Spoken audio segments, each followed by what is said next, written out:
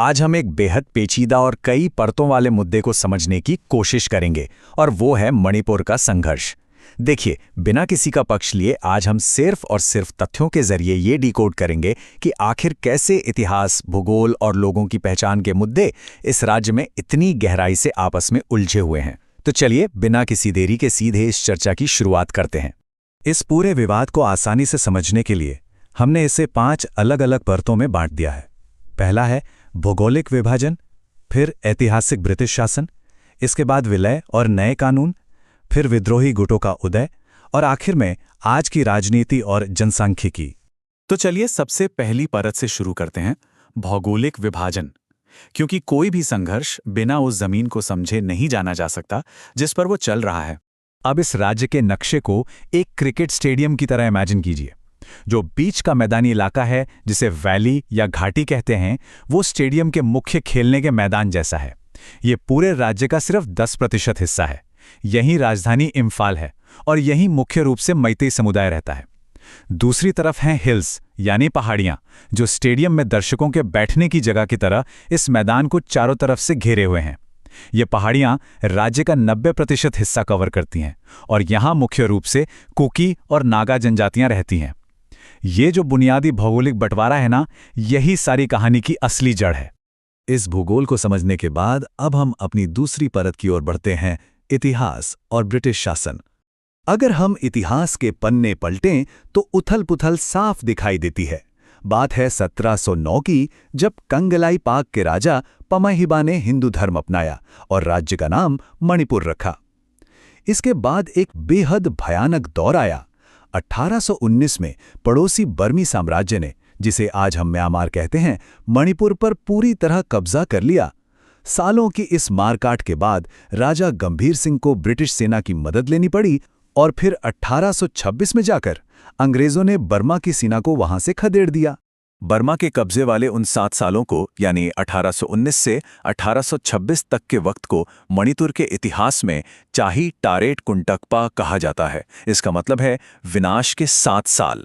अब ये जानना इतना अहम क्यों है? क्योंकि इसी भयानक मारकाट के दौरान अपनी जान बचाने के लिए स्थानीय आबादी का भारी पलायन हुआ था। और यही वो ऐतिहासिक आघात है जो हमें ये समझाता है कि क्यों आज मैतेई, कुकी और नागा समुदायों की एक बहुत बड़ी आबादी मिजोरम, असम और त्रिपुरा जैसे पड़ोसी राज्यों में भी फैली हुई है। अब देखिए, अंग्रेजों ने बर्मा को तो भगा दिया, लेकिन खुद शासन करने के लिए एक बड़ी ही विभाजनकारी नीति अपना ली। अपने आर्थिक फायदों के लिए उन्होंने मैदानी इलाकों को तो सीधे अपने कंट्रोल में रखा, लेकिन पहाड़ियों को उनके हाल पर छोड़ दिया। अंग्रेजों के इस फैसले ने एक ऐसी कृत्रिम दूरी पैदा कर दी जिसने आज की शिकायतों के शुरुआती बीज बोए। इसी दौर में 1914 में एंग्लो कुकी युद्ध भी हुआ था, जिसके बाद अंग्रेजों ने कुकी क्षेत्रों में क्रिश्चियन मिशनरीज को भेजा। जाहिर है, इससे वहां की डेमोग्राफी में और बदलाव आने लगे। खैर, अंग्रेज तो चले गए, लेकिन आजादी के बाद का समय और भी पेचीदा हो गया। तो अब बात करते हैं तीसरी परत की, विलय और नए कानून। आजादी के बाद मणिपुर का भारत में विलय कोई आसान प्रक्रिया नहीं थी। ये बेहद विवादास्पद रहा। 1947 में राजा बोधचंद्र सिंह ने अपना खुद का संविधान लागू किया था, लेकिन फिर 1949 में एक अजीब मोड़ आया। जब राजा शिलांग गए तो भारत सरकार ने उन्हें नजरबंद कर दिया और उनसे विलय समझौते पर हस्ताक्षर करवाए गए। अक्टूबर 1949 में मणिपुर आधिकारिक रूप से भारत का हिस्सा तो बन गया, लेकिन ये एक ऐसा कदम था जिसे कई स्थानीय समूह आज भी गैरकानूनी मानते हैं।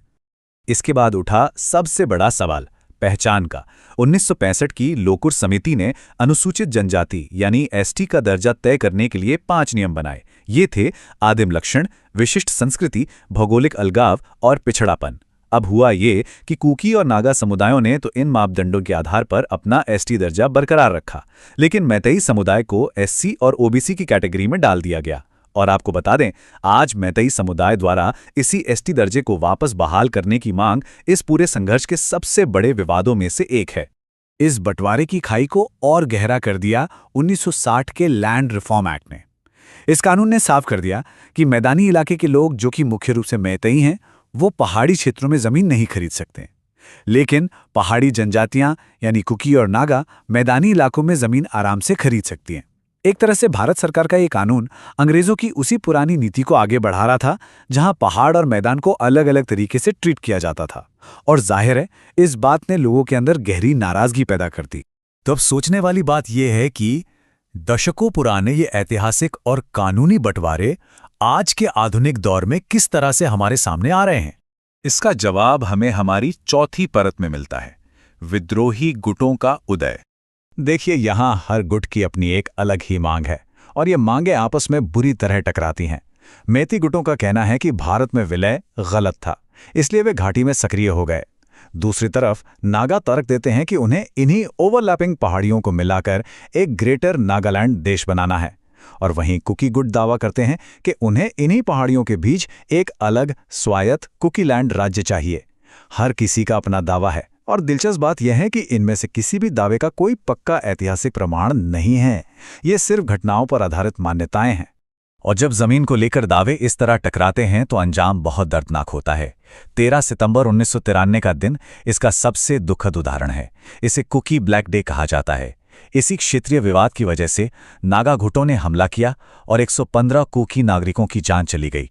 इन्हीं हिंसक झड़पों का नतीजा था कि इलाके में कई हथियारबंद गुट पनपने लगे और आखिर में सरकार को armed forces special powers act यानी AFSPA लागू करना पड़ा। इन हथियारबंद गुटों को कंट्रोल करने के लिए 2008 में सरकार ने एक त्रिपक्षीय समझौता किया, जिसे सस्पेंशन ऑफ ऑपरेशन या SO कहा जाता है। इसके तहत 2266 कुकी विद्रोहियों को 14 कैंपों तक सीमित कर दिया गया और उनके हथियारों पर ताला लगा दिया गया। ये सैन्य गतिरोध को रोकने की एक कोशिश जरूर थी, लेकिन सच तो ये है कि ऐसी शांति वार्ताएं अक्सर किसी पक्के समाधान तक नहीं पहुंच पाती। उल्टा एक गुट के साथ समझौता होने पर दूसरे गुटों में असुरक्षा की भावना और बढ़ जाती है। और इस तरह इन सब परतों को खोलते हुए हम आ पहुंचे हैं सबसे आखिरी और सबसे ज्वलंत परत पर, जनसांख्यिकी और आधुनिक राजनीति। अगर हम इन आंकड़ों पर एक नज़र डालें तो हमें समझ आता है कि आज का राजनीतिक माहौल इतना अस्थिर क्यों है। ध्यान दीजिए, पूरे भारत की औसत जनसंख्या वृद्धि दर करीब 24.66% है, लेकिन मणिपुर राज्य में ये दर 32.46% है। ये असामान्य रूप से बढ़ती हुई आबादी, खासतौर पर पहाड़ी इलाकों में, आज सरकार और आम नागरिकों दोनों के लिए चिंता का सबसे बड़ा विषय बन गई है। आबादी को लेकर दोनों पक्षों के दावे भी बिल्कुल अलग हैं। मैतेई समुदाय का कहना है कि 1901 में वे कुल आबादी का 60% हिस्सा थे, जो 2022 में घटकर सिर्फ 49% रह गया है। वहीं दूसरी तरफ कुकी आबादी को लेकर दावा किया जाता है कि 1901 में वे कुल आबादी का केवल 1% थे। ये परस्पर विरोधी आंकड़े और ऊपर से म्यांमार के रास्ते होने वाले अवैध आप्रवासन का डर, ये सब आज की राजनीति में खौफ और ध्रुवीकरण का सबसे बड़ा कारण है। आज की तारीख में मैतेई समुदाय मणिपुर की कुल आबादी का लगभग 53% है और आबादी का यही प्रतिशत राजनीतिक सत्ता का बैलेंस तय करता है, जो कि बहुत ही नाजुक स्थिति में है। हाल के चुनावों में हमने देखा भी है कि कैसे इसी डेमोग्राफी और सुरक्षा के डर का फायदा उठाकर राजनीतिक दलों ने शांति और समाधान के बड़े बड़े वादे किए हैं। तो इतना सब कुछ समझने के बाद एक बहुत बड़ा सवाल हमारे सामने खड़ा होता है। जब इतिहास, भूगोल और जनसांख्यिकी की ये सारी परतें एक दूसरे में इस कदर उलझी हुई हैं, तो क्या कोई एक नीति या कोई एक फैसला कभी मणिपुर की इस जटिल गुत्थी को सुलझा पाएगा? ये एक ऐसा गतिरोध है जिसके समाधान के लिए अभी हमें और भी गहराई से सोचने और समझने की जरूरत है।